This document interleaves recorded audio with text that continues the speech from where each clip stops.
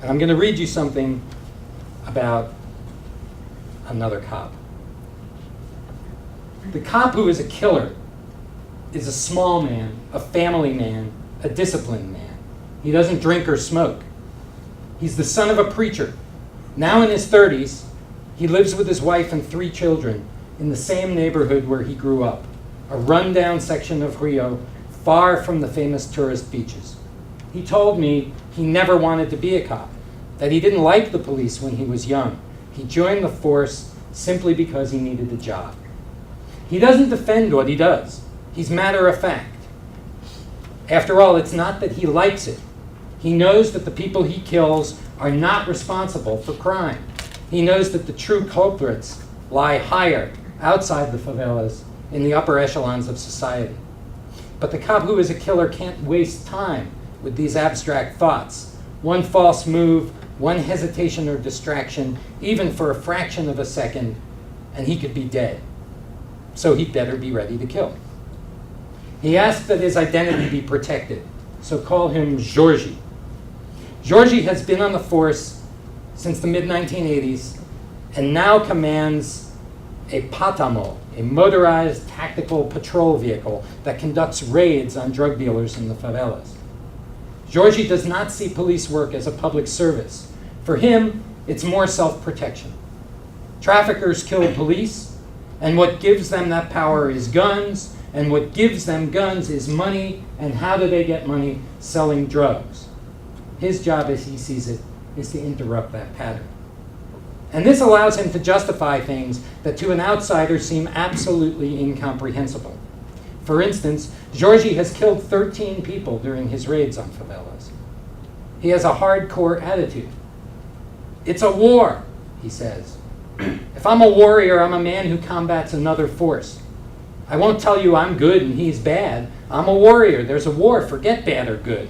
They are the other side, and it's my job to fight them. This, he told me, is the credo that has kept him alive. If you have a gun and you shoot at me, I will kill you. If you take out your gun, it's sufficient for me. I will kill you. But if you don't, if you surrender, then I will not kill you. But he freely admits that he has broken that rule. He was leading a patrol into a favela where 2 drug gangs were battling for turf. High up on the hill, his team got into a shootout with one of the gangs.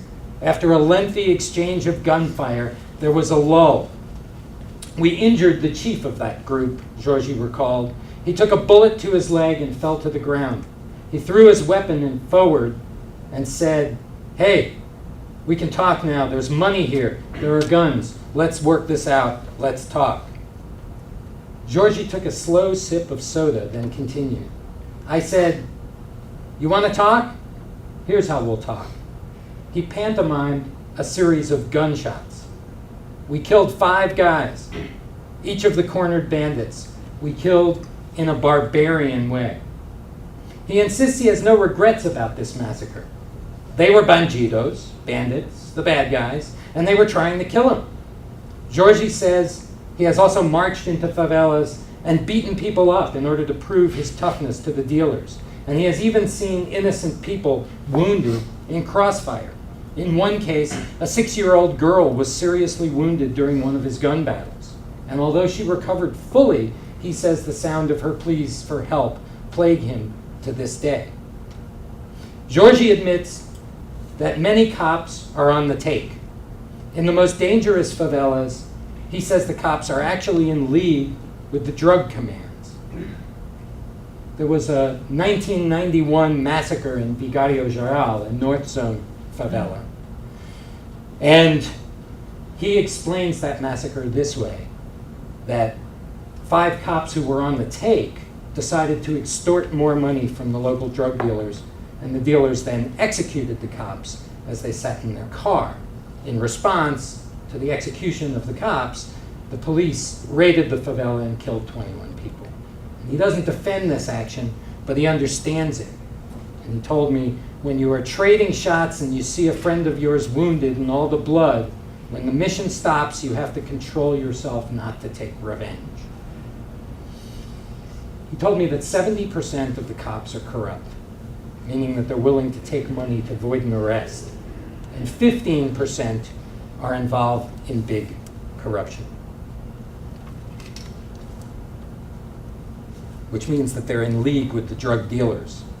In Vintém, in the north end, which is run by Amigos dos Amigos, which just took over Rocinha, the drug gang is run by Celso Luis Rodriguez, known on the street as Celcinho.